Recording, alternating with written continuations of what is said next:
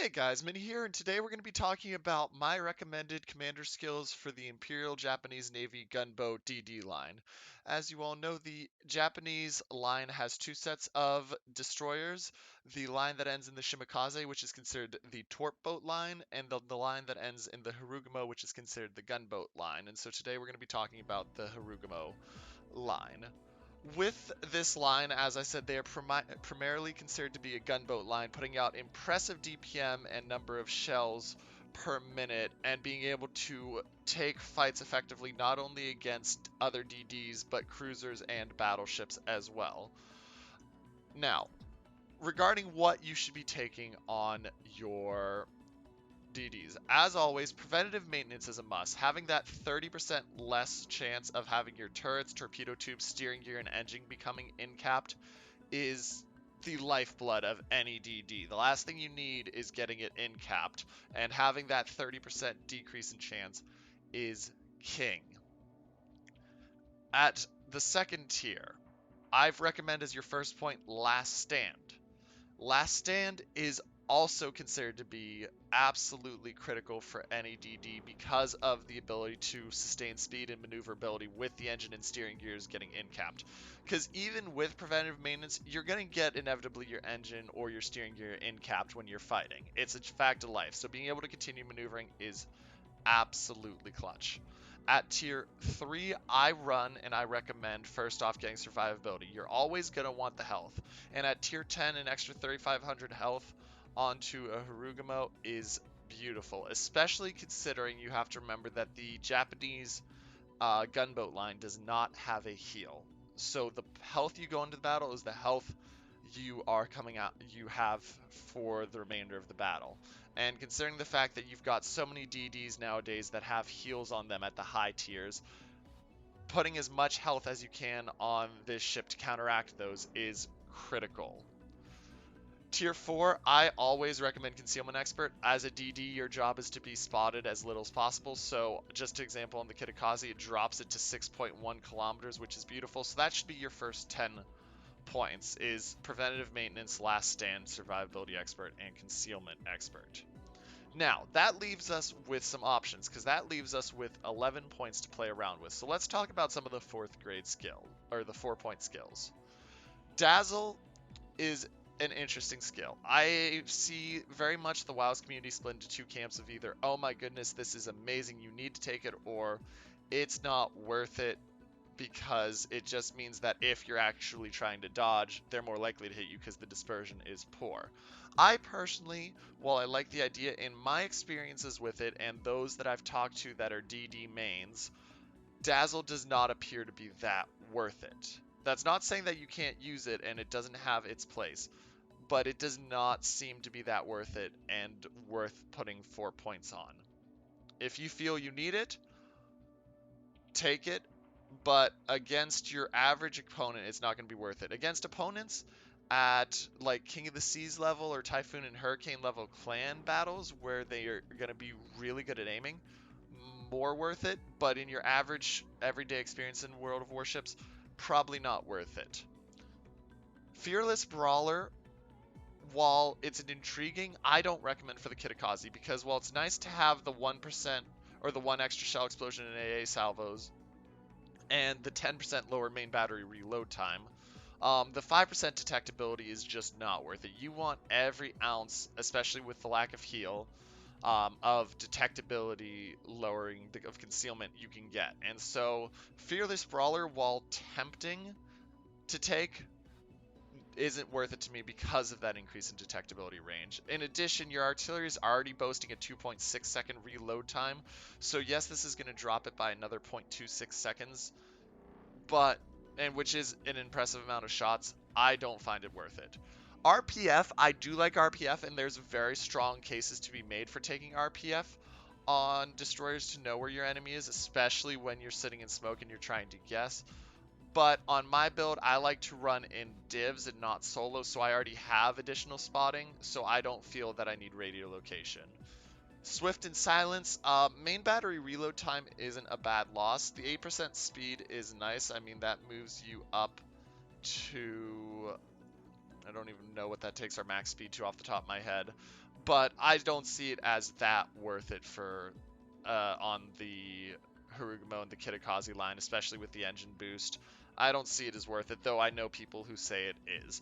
I do highly recommend main battery and AA expert. Having the 15% extra damage from AA shell explosions is a nice addition, but the real king there is the 20% main battery firing range buff, which takes us, including some other stuff, to 15-kilometer range, which means that you can sit at range and not have to worry. Just to put in perspective, if you remove the 20%, you drop to 12 kilometers, which really limits your ability to fight enemy ships.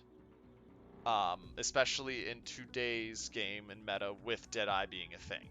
So I recommend main battery AA expert and concealment expert. Once again, dazzle I don't recommend unless you're only taking this thing out in uber competitive settings where the aiming is going to be super accurate. And same with fearless brawler. I think the detectability is not worth it.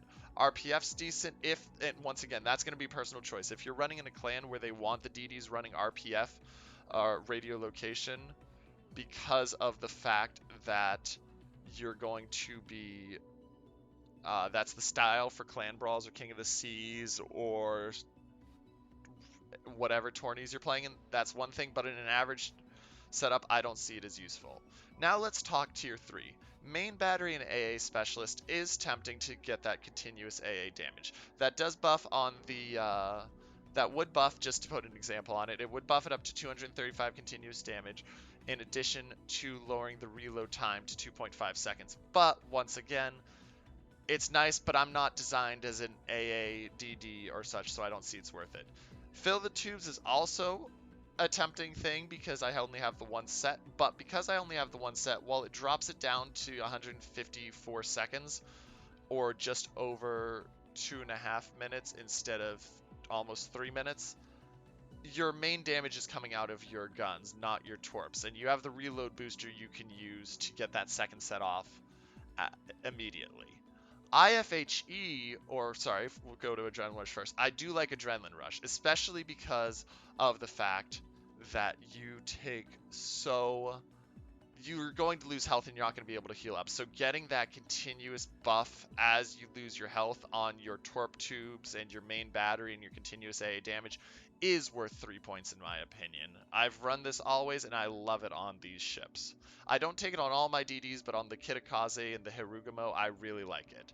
IFHE, I do recommend. Now, a lot of IFHE splits the community because they say, well, you lose, half your fire chance. Well, let's talk about what that changes it to. It drops you to a 2.5% fire chance.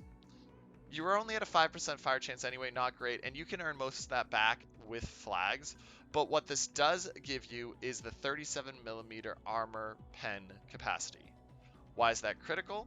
You take that off, you're down to 30mm. And having the HE be able to pen 32mm is clutch because that allows you to pen most bows and sterns of tier 10 battleships, if not all, as well as many of the armored super cruisers or heavy cruisers at tier 10 where you're going to be fighting, because most of them have the 32mm. So that extra 2mm is worth it, and the sacrifice you make of fire chance is not that bad to me. If you're going to take IFHE, that does remove the chance to take Superintendent, which is tempting because of the additional smoke, engine boost, and torpedo reload booster. But I think it's a worthy loss. I can see a case, and people will certainly make a case to take off Adrenaline Rush and instead take Superintendent. I like this more because of my playstyle, but you're not wrong if you want to take Inertia Fuse, Superintendent, and Survivability instead of Adrenaline Rush, Inertia Fuse, and Survivability. At the tier 2, obviously because we're taking IFHE, we're not going to take anything else. Pyrotechnician, once again, can be paired nicely with IFHE to make back some of that, but I don't see it as worth it, even with the amount of HE fire you're going to put out of it. If I had to spare 2 points, yeah, but you don't. Swift Fish, same thing. My torpedoes already have 67 knots speed, so while that would bump it to 70 knots, it's not a big enough difference to make it worthwhile. If this is chasing down something, they're still going to get hit. There's nothing that's going to outrun those. Consumables enhancements is the one that bears discussion because of the fact that it gives the engine boost and the smoke generator. Engine boost is really nice. The smoke generator, though, only gives you an extra 2 seconds because you have 20-second smokes on the Kita and such. So I don't see it as worth it, but I see a lot that does. Extra heavy AP shells, never worth it on a Kita or Harugumo. You're firing HE almost all the time anyway, so the extra damage you're going to get on the AP shells, which is a grand total of 85 per shell, isn't worth it in my opinion. And priority target, we've had discussions, but priority target on a DD, never worth it. So that leaves me with 1 point left to spend here in the top column. Grease the Gears is tempting to get that extra maneuverability because of the fact that you're in a DD and you're going to be constantly wiggling. As is Liquidator with the 30% increased chance of flooding. Consumable Specialist, while it's nice to have the Torpedo Reload Booster consumable reload time buffed, in my experience, in my play, I don't see that 10% as worth it because that's only the thing you get out of it. You don't get any of the other bonuses out of it. You don't have a DFAA like other tier 10 DDs to go along with the reload booster. You don't have a main battery reload boost or anything, so I don't see it as worth it. Gun Feeder is absolutely pointless when you have a 2.6 second reload time anyway.